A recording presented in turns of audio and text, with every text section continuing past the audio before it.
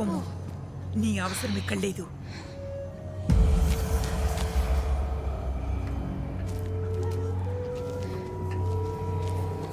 మరియా, దుష్ట ఆత్మలారా, ఆమె నుండి బయటకు రమ్ము.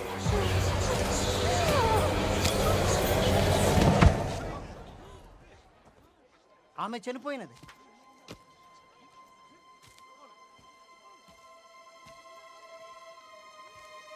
మరియా అబ్రహాం యొక్క కూతురా?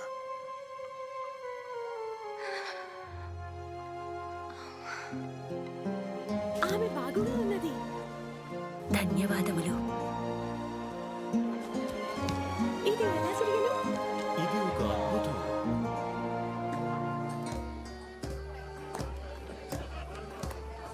ఆ రోజు నుండి నేను ఆయనను వెంబడించితిని.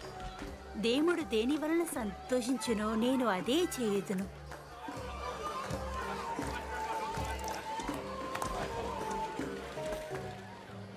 నీవు ఎందుకు పన్ను వసూలు చేసేవారితోనూ పాపులతోనూ తిని త్రాగుచున్నావు?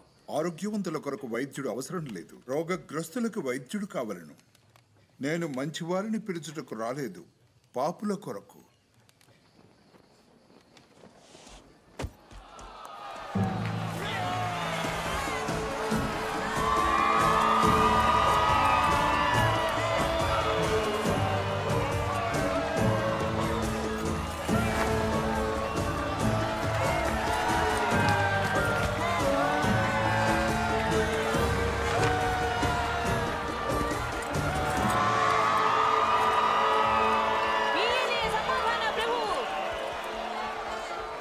గుడ్డిగా నమ్మొద్దు. ఆయన్ని అనుసరించే వారి సంఖ్య పెరుగుతోంది. జనం ఆయన్ని ప్రశంసిస్తున్నారు. బహుశా నిజం చెప్తున్నాడేమో. గలీలియోను ఎదుర్కొనే సమయం ఇది.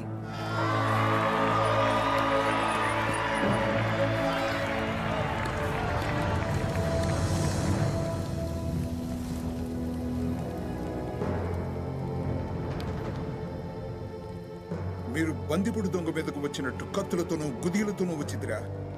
దేవాలయంలో మీతో ఉంటుంది కదా, నన్నెందుకు పెట్టుకోనలేదు? ఇది మీ కడియయు అంధకార సంబంధమైన అధికారములు. ఆయనను బంధించండి.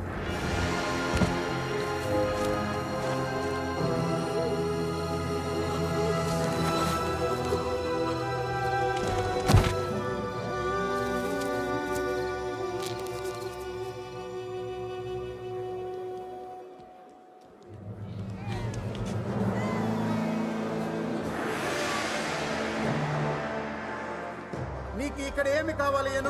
ఈ యొక్క ఉదయకాలమున ఈయన మన ప్రజలను తప్పుదారు చూపుతున్నందున ఈయనను పట్టుకొట్టింది. ఆలయ బజారులో ఆయనపై అనేక నిందలు మోపిరి. ఆయన తప్పు చేయగా పట్టుకుంటుంది. మన చక్రవర్తికి పన్ను కట్టవద్దని చెప్పుతున్నాడు. ఆయనే మెసయ్యా అని చెప్పుకుంటున్నాడు, రాజునని. ఒక రాజువా? ఏంటి, నీవు యూదులకు రాజువా? నీవన్నట్లే.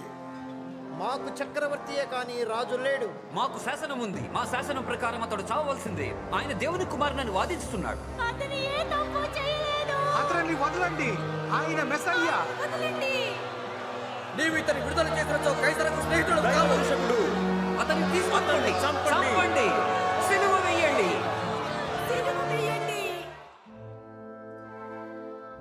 మిమ్మల్ని అసహ్యించుకుని నిరాకరిస్తే మీరు ధన్యులు.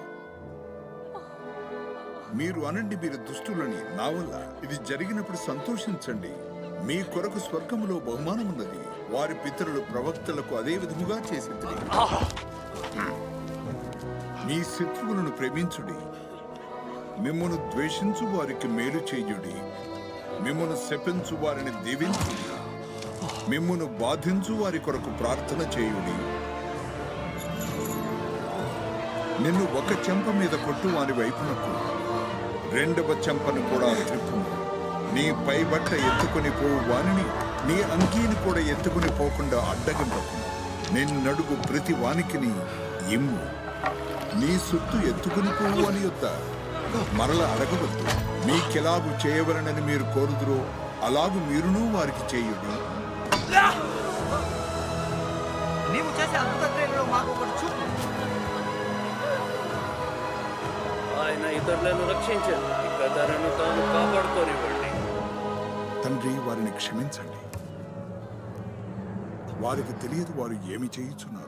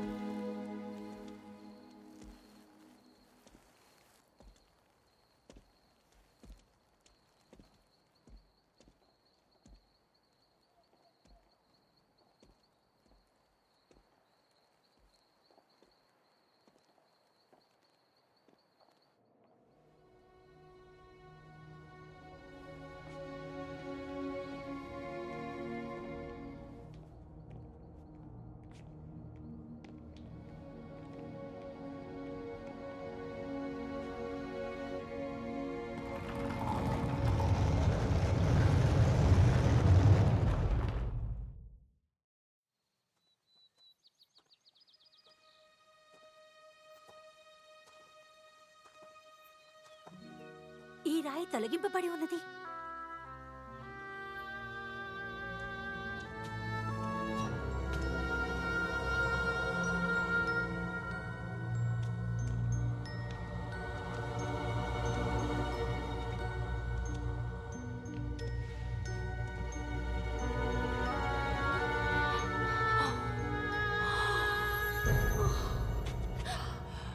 సజీవుడైన వానిని మీరెందుకు మృతులలో వెదకుచున్నారు? ఆయన ఇక్కడ లేడు, లేచి ఉన్నాడు. ఆయన ఇంకా గలిలయలోనున్నప్పుడు మనుష్య కుమారుడు పాపిష్టులైన మనుషుల చేతికి అప్పగింపబడి సిలువ వేయబడి 3వ దినమున లేచునని ఆయన చెప్పిన మాట జ్ఞాపకం చేసుకునడి.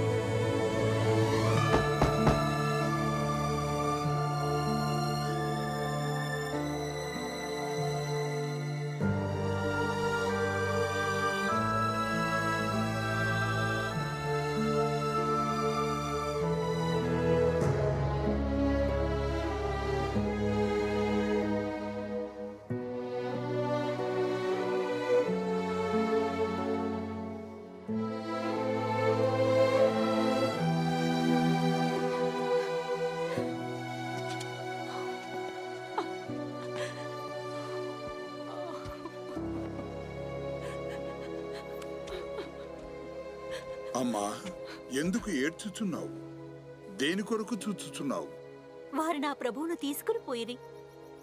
ఆయన్ని ఎక్కడ ఉంచితిరో నాకు తెలియదు. అయ్యా, మీరు ఆయనను తీసుకుని పోయినచో చెప్పండి, ఆయనను మీరు ఎక్కడ ఉంచితిరో నేను పోయి తెచ్చుకుందును. మరియా,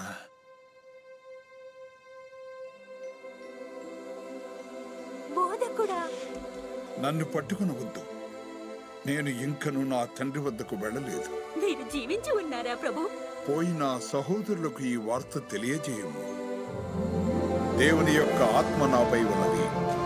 ఆయన నన్ను ఎంచుకునను పేదవారికి మంచి సందేశం అందించుటకు, అంధులను చెరపడ్డ వారిని విడిపించుటకు, బాధపడు వారిని చెర నుంచి విముక్తి చేయుటకు.